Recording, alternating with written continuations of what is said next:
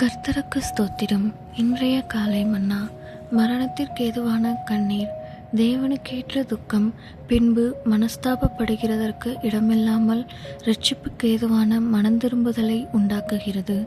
லௌகீக துக்கமோ மரணத்தை உண்டாக்குகிறது. 2 கொரிந்தியர் 7:10. லௌகீக துக்கம் மரணத்தை உண்டாக்குகிறது. இதன் பொருள் யாது? இங்கே மரணம் என்பதற்கு 2 அர்த்தங்கள் உள்ளன. ஒன்று, சரீரப்பிரகாரமான மரணம். உலகத்திற்குரிய காரியங்களுக்காக நீ துக்கித்தாலோ அல்லது கண்ணீர் சிந்தினாலோ தேவன் குறித்திருக்கும் காலத்திற்கு முன்னதாகவே நீ ஒருவேளை மரிக்க நேரிடலாம். ஆவிக்குரிய காரியங்களுக்காக தேவனுக்கு முன்பாக அழுது ஜெபிப்பவர்கள் பலத்தின் மேல் பலனடைவார்கள் என்று சங்கீதம் 84 6-7 நாம் வாசிக்கிறோம். ஆனால் சுய அனுதாபத்தினால் அழுபவர்கள் பலவீனத்தின் மேல் பலவீனம் அடைவார்கள். மரணம் என்பதின் மற்றொரு பொருள் தேவனை விட்டு பிரிதல் என்பதாகும். பணம், ஒரு உத்தியோகம், ஒரு வாகனம் அல்லது ஒரு வீடு போன்றவற்றிற்காகவே நீ எப்பொழுதும் தேவனுக்கு முன்பாக அழுது கொண்டு இருப்பாயானால் எவ்வளவு அதிகமாக நீ அழுகிறாயோ அவ்வளவு அதிகமாய் நீ தேவனை விட்டு பிரிக்கப்படுவாய். உன் கண்ணீர் நீ பின்மாற்றம் அடைவதற்கு மட்டுமே ஏதுவாயிருக்கும். சரீர பிரகாரமாகவும் ஆவிக்குரிய பிரகாரமாகவும் நீ நாளுக்கு நாள் அதிகமாக தாழ்ந்த நிலைக்கு சென்று கொண்டே இருப்பாய். ஆனால் தேவனுக்கேற்ற துக்கம் இரட்சிப்புக்கு ஏதுவான மனந்திரும்புதலை உண்டாக்குகிறது.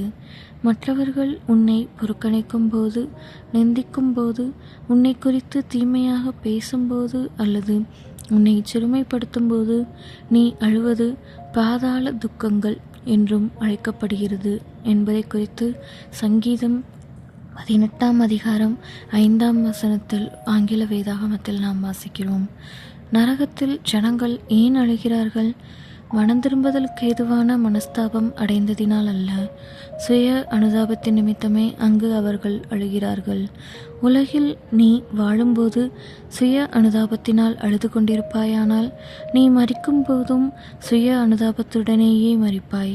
எனவே மற்றவர்கள் உன்னை வெறுத்து நிந்தித்து உன்மீது பொய்யாய் குற்றஞ்சாட்டும் போது பரலோகத்தில் உன் பலன் மிக பெரிதாயிருக்கிறது என்பதை உணர்ந்து நீ மகிழ்ந்து கலிகூற வேண்டும் என்று மத்தேயு 5:11-12 நாம் வாசிக்கிறோம்.